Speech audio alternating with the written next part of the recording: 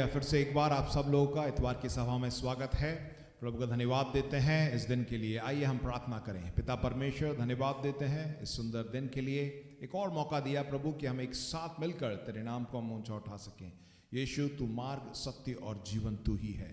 और फिर से एक बार आज के दिन जब हम तेरी स्तुति करते हैं, महिमा करते हैं और तेरे सम्मुख बैठ के प्रभु हम तेरे वचनों को सुनते हैं, तू हमारे अंदर कार्य कर। पवित्र आत्मा, तेरा हम स्वागत करते हैं। यीशु के नाम से प्रार्थना को मांगते हैं, आमीन।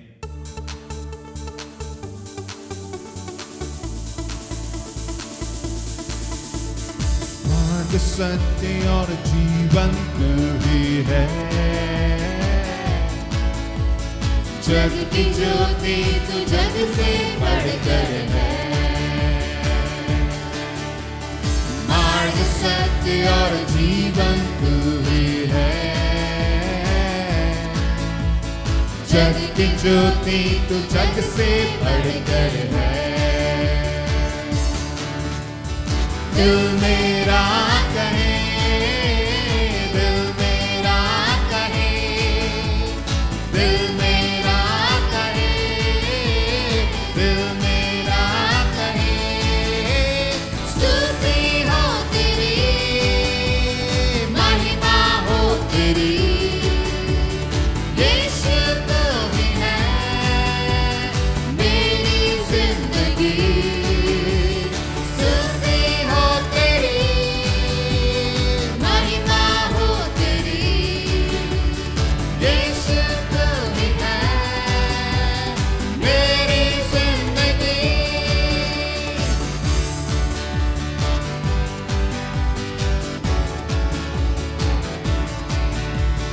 इस ज़मीं पे आसमान पे भी दूसरा कोई नाम है नहीं। इस ज़मीं पे आसमान पे भी दूसरा कोई नाम है नहीं।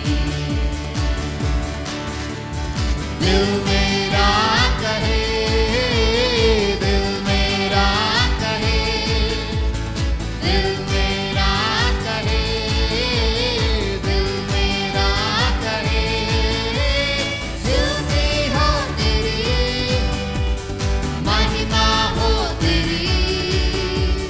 यीशु तू ही है मेरी जिंदगी।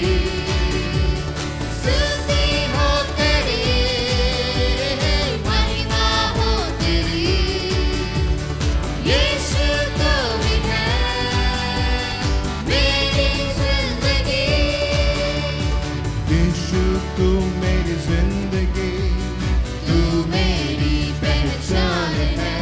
अरमान मेरा, मेरा सब कुछ तुझ पर ही कुर्बान है।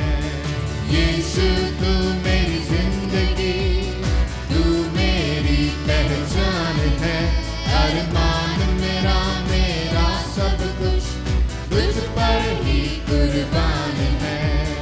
दिल मेरा कहे, दिल मेरा कहे, दिल मेरा कहे, दिल मेरा कहे, स्तुति हो तेरी, महिमा हो तेरी। यीशु तू ही है मेरी जिंदगी। स्तुति हो तेरी, महिमा हो तेरी। यीशु तू ही है मेरी जिंदगी।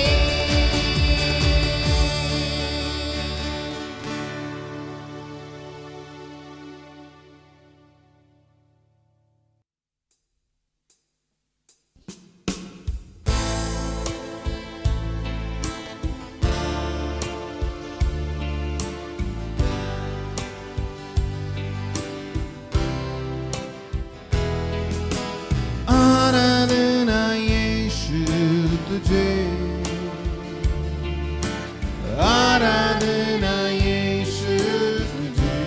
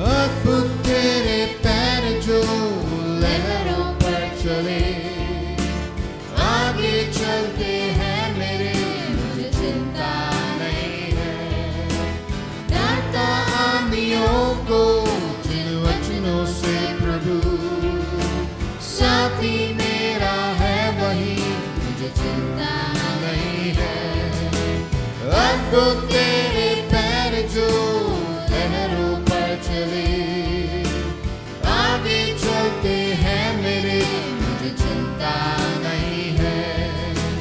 डांटता आमियों को जिन वचनों से प्रभु, साथी मेरा है वही, मुझे चिंता नहीं है।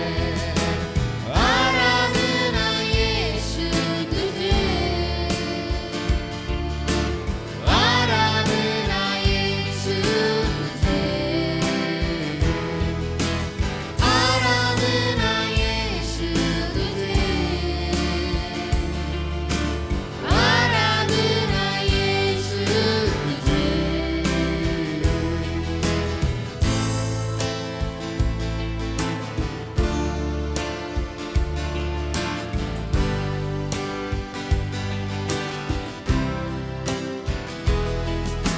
राहों को अंधेरों ने जब घेरा हो मेरे, प्रभु मुझको ले चले, मुझे कोई डर नहीं। फिरौन की सेना जब मेरे पीछे हो पड़ी, है बचाता यीशु, मुझे कोई डर नहीं। राहों को अंधेरों ने जब घेरा हो मेरे, प्रभु मुझको ले चले, मुझे कोई डर नहीं। फिरौन की सेना जब मेरे पीछे हो पड़ी, है बचाता यीशु, मुझे कोई डर नहीं। आराधना यीशु तुझे, आराधना यीशु तुझे, आराधना यीशु तुझे, आराधना यीशु तुझे। तू जो कह दे मैं करूँगा, तेरी राहों पर मैं चलूँगा, तेरे चरणों में ही रहूँगा, मेरे प्यारे यीशु। तू जो कह दे मैं करूँगा, तेरी राहों पर मैं चलूँगा, तेरे चरणों में ही रहूँगा, मेरे प्यारे यीशु। आराधना यीशु तुझे, आराधना यीशु तुझे, आराधना यीशु तुझे, आराधना यीशु तुझे।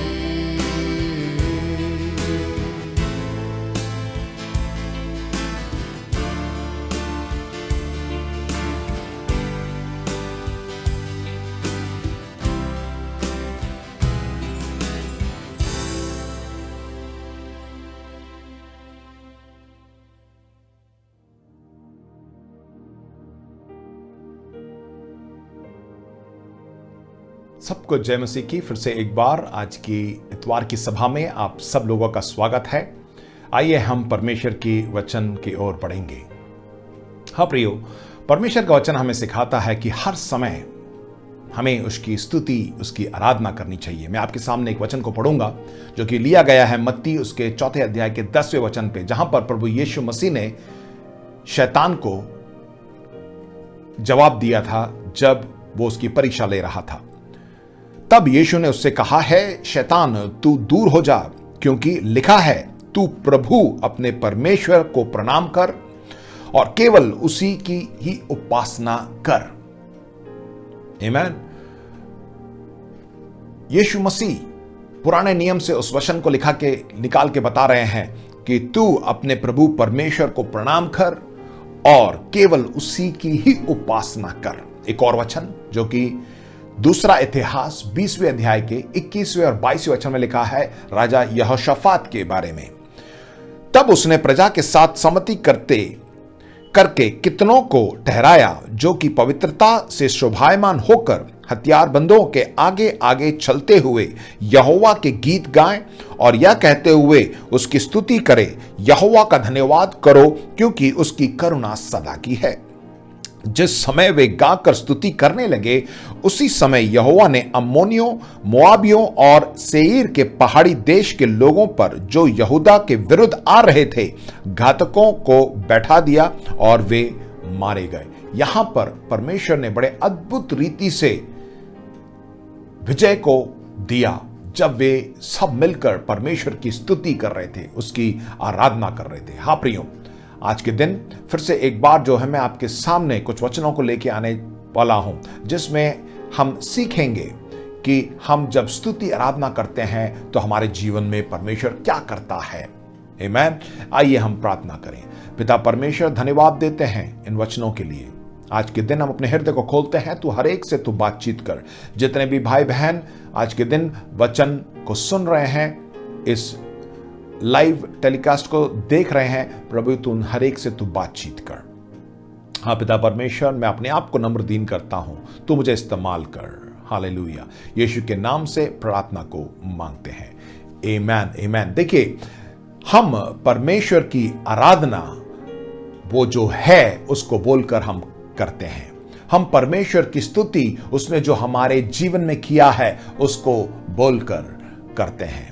आमीन। फिर से मैं आपको दोहराऊंगा, हम परमेश्वर की आराधना वो जो है उसकी महानता को हम देखकर उसको करते हैं, और हम उसकी स्तुति बड़ाई जो है उसने जो हमारे जीवन में जो काम किया है उसके लिए धन्यवाद देते हुए हम उसकी स्तुति करते हैं। और मेरा सबसे पहला बिंदु है, स्वास्थ्य समस्याओं के बीच में भी हमें परमेश्वर की आराधना करनी चाहिए।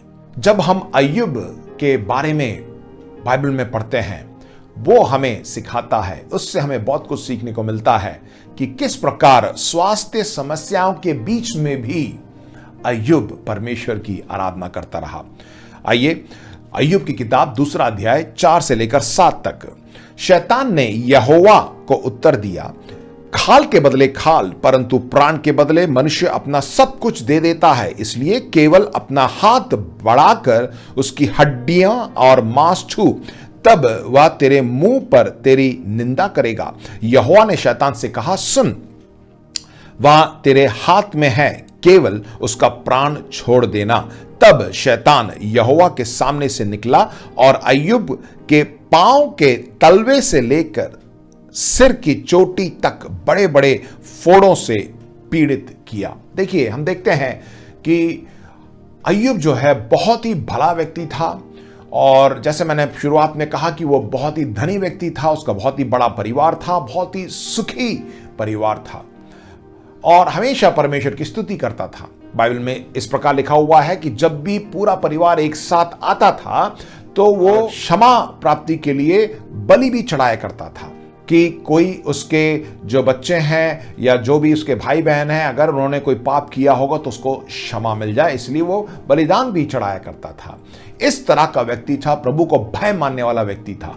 और इसको देखकर शैतान परमेश्वर से कहता है कि यदि तूने उसके चारों तरफ का जो बड़ा अगर निकाल दिया और मैं उसको अगर इस प्रकार परेशानी को लेके आऊं, तब अय्यूब जो है तुम्हें छोड़ देगा, जैसे इसमें वचन में जैसे लिखा हुआ है, अब वह तेरे मुंह पर तेरी निंदा करेगा। इस प्रकार जो है शैतान परमेश्वर से बोलता है, परंतु परमेश्वर ने जो है एक उस चुनौती को स्वीकार किया। हम देखते हैं अय्यूब को वो जानता था कि अय्यूब आने वाले दिन में क्या करेगा।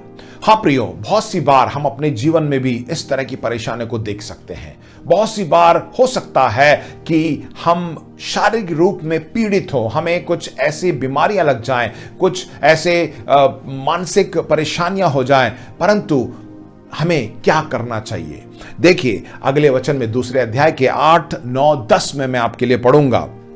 उसमें ऐसा लिखा है, तब अय्यूब खुजलाने के लिए एक टीकरा लेकर राख पर बैठ गया। तब उसकी स्त्री उससे कहने लगी, क्या तू अब भी अपनी खराई पर बना है? परमेश्वर की निंदा कर और चाहे मर जाए तो मर जा। उसने उससे कहा, तू एक मूढ़ स्त्री की सी बातें करती है। क्या हम जो परमेश्वर के हाथ में सुख लेते हैं दुख ना लें? इन सब बातों में भी अय्यूब ने अपने मुंह से कोई पाप नहीं किया। इतना कि उसकी पत्नी भी जो है उससे बोलती है कि तू परमेश्वर को छोड़ दे। आगे वचनों में हम देखते हैं उसके दोस्त भी आके बोलते हैं, और हम देखते हैं कि वो उसके पूरे शरीर में जो है फोड़े आ गए थे, और वो एक छोटा सा टुकड़ा लेकर जो है टीकरा लेकर राख पर बैठ गया और वो खुजलाने लगा। मतलब उसको शरीर में इतनी परेशानियां थी, और पत्नी भी उसे छोड़ गई थी, उसके दोस्त भी उसे छोड़ गए थे। तो भी इस वचन में ऐसा लिखा हुआ है कि इन बातों में भी अय्यूब ने अपने मुंह से कोई भी पाप नहीं किया। उसके मुंह से परमेश्वर के खिलाफ एक शब्द नहीं निकला, क्योंकि वो परमेश्वर पर भरोसा करता था। अय्यूब उसके 19वें अध्याय के 25वें वचन में इस प्रकार लिखा हुआ है, मुझे तो निश्चय है कि मेरा छुड़ाने वाला जीवित है और वह अंत में पृथ्वी पर खड़ा होगा। उसने कहा कि मेरा छुड़ाने वाला जीवित है।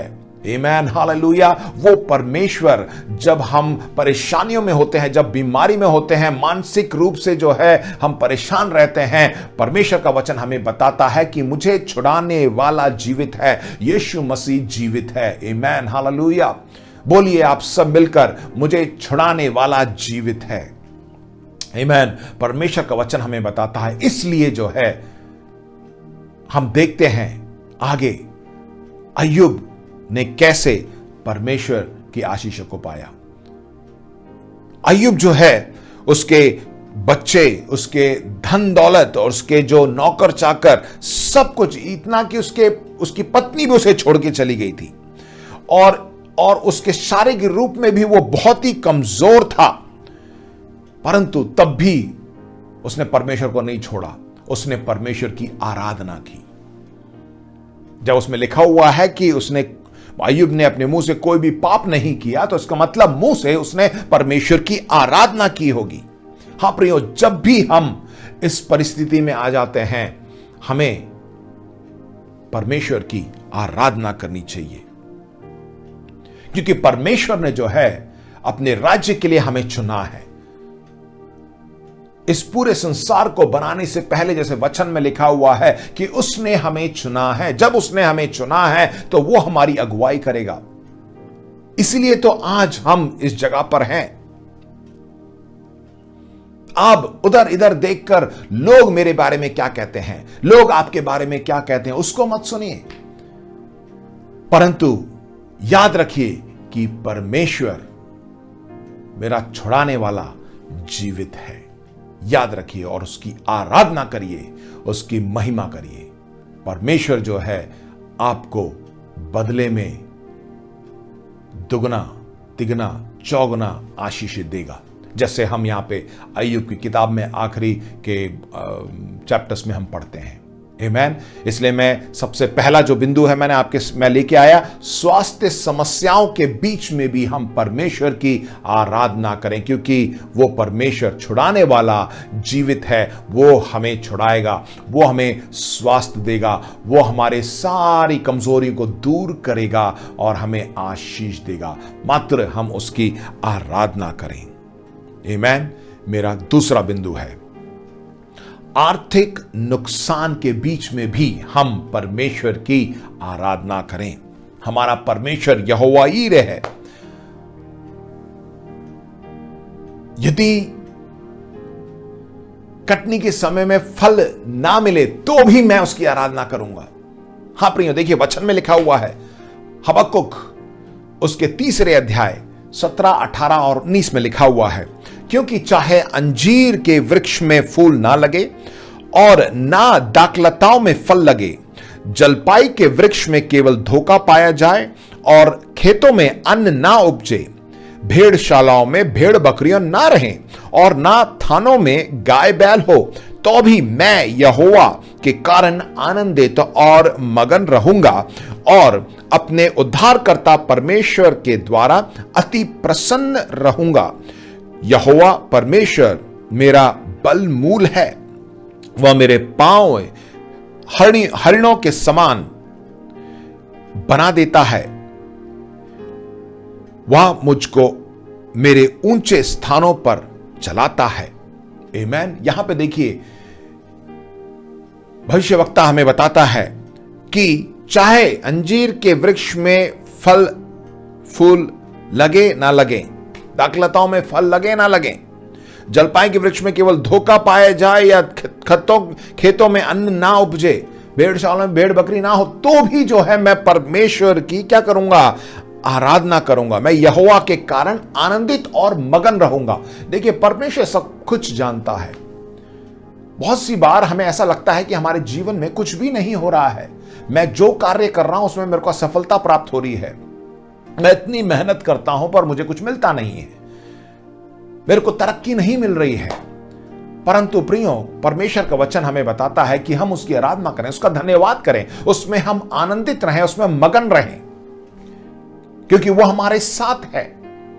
जब वो हमारे साथ है तो हमें हमेशा आनंदित रहना चाहिए। हो सकता है इस महामारी की वजह से आप बहुत से लोगों की नौकरी चली गई हो सकता है उसके वजह से जो है आप लोगों की तनख्वाह जो है आधी हो गई हो, बहुत से ऊपर नीचे हो गया है, आर्थिक रूप में जो है बहुत से लोग जो हैं लड़खड़ा गए हैं। परंतु प्रियो, एक चीज याद रखिएगा, हमारी आशीष परमेश्वर देता है। हमें जो आशीष जो है ऊपर से आती है, वही परमेश्वर हमें आशीष देता है। जब वो आशीष देता है ना, तो जैसे वचन में लिखा है, वो अपने स्वर्ग के झरोकों को खोलकर अपरंपार आपके ऊपर आशीषों की वर्षा करेगा। आमीन। उस परमेश्वर पर भरोसा करिए। हमें क्या करना चाहिए? आनंदित रहना है, उसकी स्तुति, उसकी महिमा करना है। देखिए, हो सकता है कि हम जो कुछ भी इन दिनों हम अपने जीवन में देख रहे हैं, परेशानियों को देख रहे हैं, घटी को देख रहे हैं, शैतान ऐसा लेके आया हो।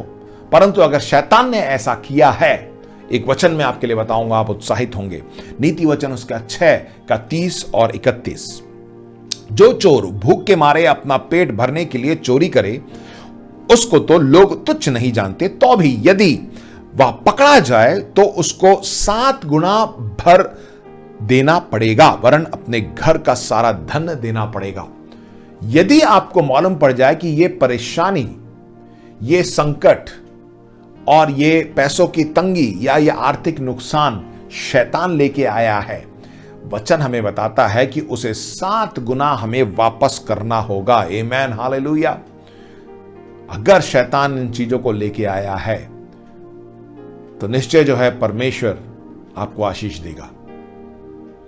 और जैसे वचन में लिखा है 7 गुना। आमीन। परमेश्वर हमारे सब चीजों को जानता है, हमारे सारी जरूरतों को जानता है। वचन में ऐसा लिखा है कि हमारे सर के जितने बाल हैं वो भी जानता है। यदि हम कटनी को देखें या ना देखें, वो हमारे साथ है और वो हमारे लिए काफी है। हमारे पास आर्थिक रूप में धन दौलत है या नहीं, उससे कोई हमें चिंता नहीं करनी चाहिए, क्योंकि परमेश्वर हमारे साथ है। इससे ज्यादा हमें क्या चाहिए? जब परमेश्वर पूरे सृष्टि का बनाने वाला वो हमारे साथ है, तो ये सब जो संसारिक बातें हैं ये तो अपने आप हमें मिल जाएंगी। इस वक्त नहीं है, आपको लगता है कि मेरे पास कुछ नहीं है, परंतु आप निराश ना हो। वो परमेश्वर जिसने सब कुछ बनाया वो हमारे साथ है, वचन हमें बताता है। इसलिए हमें क्या करना चाहिए? आराधना करनी चाहिए, उसकी स्तुति करनी चाहिए। उससे ज्यादा हमें कुछ नहीं करना। बहुत ही सरल तरीका परमेश्वर हमें बता रहा है, परमेश्वर का वचन हमें सिखाता है। हम उसकी आराधना करें, उसकी स्तुति करें। और जैसे हमने शुरुआत में वचन पढ़ा था, इतना बड़ा युद्ध था, यहोशाफात ने क्या किया? सिर्फ अपने लोगों को बुलाकर स्तुति आराधना की और परमेश्वर ने वहां पे जो है उनको जय प्रदान किया। इसी वैसे ही हम भी ऐसी मुश्किलों में, ऐसे कठिनाइयों में जब आ जाते हैं तो हमें उसकी स्तुति, उसकी आराधना करनी चाहिए। तो परमेश्वर जो है अपनी आशीषों को हमारे ऊपर उंडेलेगा। आमीन। हमें उसके नाम को ऊंचा उठाना है, और जब हम उसके नाम को ऊंचा उठाते हैं, परमेश्वर अपनी आशीषों को हमारे ऊपर अपरंपार बरसाएगा। आमीन, हालेलुया। देखिए, यशाया उसके 59:19 में लिखा हुआ है, क्योंकि जब शत्रु महानद के समान चढ़ाई करेंगे, तब यहोवा का आत्मा उसके विरुद्ध झंडा खड़ा करेगा। हो सकता है चाहे कैसा भी, जितनी भी बड़ी परेशानी हमारे सामने आ जाएं, आपको परेशानियों को नहीं देखना है। मैं पहले ही बोल चुका हूं कि जब परेशानी आ जाती हैं, अगर आप परेशानियों को ही देखते रहेंगे तो परेशानी आपको बहुत बड़ी लगने लगती है। परेशानी को ना देखते हुए अपने परमेश्वर को देखें, उस परेशानी को बताएं कि मेरा परमेश्वर तुझसे बड़ा है, तुझसे महान है, सामर्थी है। आमेन, हालेलुया। और मेरा दूसरा बिंदु, जैसे मैंने बताया, आर्थिक नुकसान के बीच में भी हम परमेश्वर की स्तुति, उसकी आराधना करें। और तीसरा और आखिरी बिंदु यह है, शारीरिक शोषण के बीच में भी हम उसकी स्तुति आराधना करें। यदि हम बाइबल पढ़ें, प्रेरितों के काम में जो है पौलुस के बारे में यहां पे लिखा गया है। प्रेरितों के काम उसके 16वें अध्याय के 12वें वचन में हम देखते हैं, वहां से हम फिलिप्पी पहुंचे, जो मकिदुनिया प्रांत का मुख्य नगर और रोमियो की बस्ती, और हम उस नगर में कुछ दिन रहे। जब वो वहां पे रहे पौल और सिलास, तो वहां पे एक लड़की जो कि दुष्ट आत्मा से ग्रसित थी, उसके लिए उन्होंने प्रार्थना किया और उससे दुष्ट आत्मा दूर हो जाती है और वो स्वस्थ हो जाती है। परंतु हम बाइबल में हम देखते हैं कि वहां पे उस लड़की को रखकर बहुत से लोग व्यवसाय कर रहे थे, उस लड़की को रख के बहुत लोग पैसा कमा रहे थे। जब इन पौल और सिलास ने प्रार्थना किया और दुष्ट आत्मा चली गई, तो उनका पूरा धंधा ठप हो गया, और इस वजह से जो है वो बहुत ही ज्यादा गुस्सा हो जाते हैं और उनको जो है पौल और सिलास को जो है बंदी गृह में डाल दिया। देखिए, उन्होंने जाके किसी को छुड़ाया शैतान के चंगुल से, और उसकी सजा क्या है कि उनको बंदी गृह में डाल दिया। 16 उसके 23वें वचन में लिखा हुआ है, बहुत बेंत लगवाकर उन्हें बंदी गृह में डाल दिया और दरोगा को आज्ञा दी कि उन्हें चौकसी से रखे। मतलब उनको बहुत ही अंधेरे एक बंदी गृह में, जहां पे कुछ भी नहीं मिलता, और इस तरह उनको जो है बंद करके रख दिया। परमेश्वर की सेवा करते वक्त यदि हम पर कोई कुछ इस तरह के इल्जाम लगाता है या कुछ ऐसा बुरा भला कहता है, और जैसे यहां पे लिखा हुआ है, उनको बंदी गृह में डाल दिया, बेंत लगवाकर, मतलब उनको शारीरिक शोषण किया गया। हाँ प्रियो, हो सकता है आप में से कुछ लोग हों, आपके घर में जो है इस तरह की बातें होती हों, क्योंकि आप प्रभु यीशु मसीह की स्तुति आराधना करते हैं, तो लोग आपका शारीरिक शोषण करें, आपको डांटते हो, आपको बुरा भला कहें, गाली गलौज करते हो। देखिए, हम देखेंगे पौल और सिलास के जीवन से कि उन्होंने क्या किया। आपके लिए ये वचन है। इस संसार में जो है, जब हम सुसमाचार को लेके जाते हैं, बहुत से लोग इसको ग्रहण करते हैं, परंतु बहुत से लोग जो हैं हंसी मजाक उड़ाते हैं, सुनते नहीं हैं, और कभी कभार हमें कुछ परेशानियों में भी गिरना पड़ता है। परंतु परमेश्वर का वचन यहां कहता है, देखिए 25वें वचन में देखेंगे, आधी रात में लगभग पौलुस और सिलास प्रार्थना करते हुए परमेश्वर के भजन गा रहे थे। वहां पे क्या लिखा हुआ है कि पौल और सिलास को बंदी गृह में डाल दिया था, उस अंधेरे में, उस ऐसी जगह पे जहां पे बहुत ही ज्यादा ठंड है और बिल्कुल दिखता नहीं है, और उस जगह पर जो है यहां पे लिखा हुआ है कि दोनों प्रार्थना करते हुए परमेश्वर के भजन गा रहे थे, और कैदी उनकी सुन रहे थे। वहां पे जो अगल बगल में जो कैदी थे वो भी सुन रहे थे कि ये दोनों जो है परमेश्वर की आराधना कर रहे हैं। देखिए प्रिय भाइयों बहनों, चाहे परिस्थिति कैसी भी हो, आपको क्या लगता है पौल और सिलास जो है खुश हो रहे होंगे कि उनको बंदी गृह में डाल दिया, उनको बेंत लगवा के उनको मार कर जो है उनको अंदर रखा होगा, तो उनके शरीर में दर्द नहीं हो रहा होगा, उनको बहुत ज्यादा दर्द हो रहा होगा, बहुत परेशानी हो रही होगी, उन्हें यह भी नहीं मालूम कि किस जगह पे है, एक दूसरे को देख भी नहीं सकते, परंतु वहां पर भी वो प्रार्थना करते हैं, और लिखा हुआ है कि वो परमेश्वर की आराधना कर रहे थे, भजन गा रहे थे, और कैदी भी सुन रहे थे। बहुत सी बार जब हम इस तरह परिस्थिति में आ जाते हैं तो हम सोचते हैं कि नहीं, अभी तो स्तुति आराधना करना मुश्किल है, प्रार्थना करने में बहुत परेशानी है, टाइम नहीं है मेरे पास, थोड़ा मेरे को रेस्ट लेना है। परंतु यहाँ पे परमेश्वर का वचन हमें बताता है कि वो दोनों जो है प्रार्थना कर रहे थे और भजन गा रहे थे। हाँ प्रियो, मैं आपको उत्साहित करना चाहता हूं, हो सकता है ऐसी परेशानियां हमारे जीवन में आ जाएं, परंतु हमें क्या करना है? परमेश्वर की आराधना करनी है। पौल और सिलास को जो है मारकर उसको, उन दोनों को बंदी गृह में डाल दिया था, परंतु परमेश्वर उनके साथ था, परमेश्वर ने उनकी सुनी। और बाद में हम देखते हैं, उसी अध्याय में हम पढ़ते हैं कि वहां पे एक अचानक जो है, जब परमेश्वर की स्तुति आराधना कर रहे थे, वहां पे जो है भूकंप सा आया और सब कुछ टूट गया। और उसमें ऐसा भी लिखा हुआ है कि जेलर जो उनके रखवाली के लिए रखा गया था, उसने उस रात को जो है उद्धार को प्राप्त किया, और परमेश्वर ने जो है पौल और सिलास को बचाया। परमेश्वर ने अद्भुत रीति से उनको बाहर निकाला। जब हम स्तुति आराधना करते हैं परमेश्वर की, परमेश्वर हमारे जीवन में महान कार्य को करता है। इसलिए प्रिय भाइयों बहनों, में 3 बिंदु आपके सामने लेके आया कि यदि आप जो है स्वास्थ्य समस्याएं आपके अंदर हैं तो भी हमें परमेश्वर की आराधना करनी चाहिए। जब हमारे आर्थिक नुकसान के बीच में भी हमें परमेश्वर की आराधना करनी चाहिए, और शारीरिक शोषण के बीच में भी हमें परमेश्वर की आराधना करना चाहिए। हम देखेंगे पौलुस ने कोलोसियों उसके 3:16 में हमें क्या सलाह दी है। लिखा है, मसीह के वचन को अपने हृदय में अधिकाई से बसने दो। मसीह के वचन को हमारे अंदर बसने दो और सिद्ध ज्ञान सहित एक दूसरे को सिखाओ और चिताओ। यह समय है प्रिय भाइयों बहनों कि हम परमेश्वर के वचन, यीशु मसीह के वचन को लोगों को सिखाएं, उनको बताएं, और अपने मन में अनुग्रह के साथ परमेश्वर के लिए भजन और स्तुति गान और आत्मिक गीत गाया करो। परमेश्वर का वचन हमें बताता है, पौलुस हमें सिखा रहा है यहाँ पे कि हर एक समय हम उसकी स्तुति, उसकी महिमा, उसके लिए भजन गाते रहें, उसकी आराधना करते रहें। जब हम ऐसा करते रहेंगे तो इन सब बातों से परमेश्वर हमें छुड़ाएगा। आमीन। परमेश्वर का वचन हमारे अंदर होना चाहिए।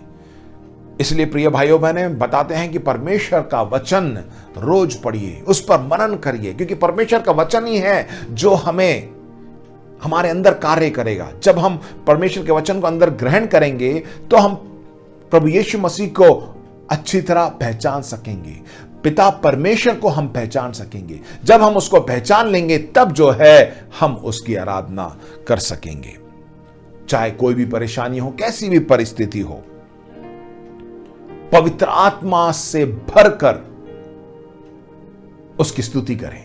पवित्र आत्मा में भरकर अन्य भाषा में उसकी स्तुति, उसकी महिमा करें, उसकी आराधना करें, क्योंकि पवित्र आत्मा की सामर्थ्य से ही हम इस संसार में जी सकते हैं। और जब हम पवित्र आत्मा अन्य भाषा में जो है हम प्रार्थना करते हैं, उसकी स्तुति करते हैं, वो ही हमारे लिए एक हथियार है। जब हम अन्य भाषा में प्रार्थना करते हैं, गीत को गाते हैं, तो शैतान बिल्कुल नहीं समझता, क्योंकि हम डायरेक्टली, सीधा हम अपने पिता परमेश्वर से बातें करते हैं, और वही हमारे लिए एक आत्मिक हथियार है जिसको हम इस्तेमाल कर सकते हैं अपने जीत के लिए। आमीन। इफिसियों उसके 5वें अध्याय 18 से 21 तक मैं आपके लिए पढ़ूंगा।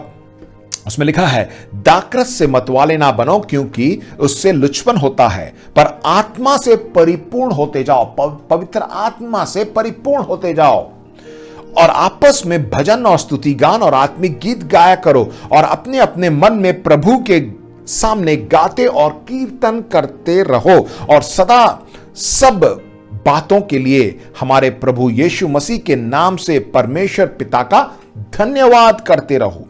मसीह के भय से एक दूसरे के अधीन रहो। यहां पे लिखा हुआ है कि हम उसका धन्यवाद करें, चाहे कोई भी परिस्थिति आ जाए, हम उससे कहें, प्रभु धन्यवाद, मैं आज ऐसी परिस्थिति में हूं, बहुत ही बुरी हालत में हूं, धन्यवाद क्योंकि तू मेरे साथ है। अय्यूब ने जैसे बोला, धन्यवाद क्योंकि मेरा छुड़ाने वाला आज भी जीवित है।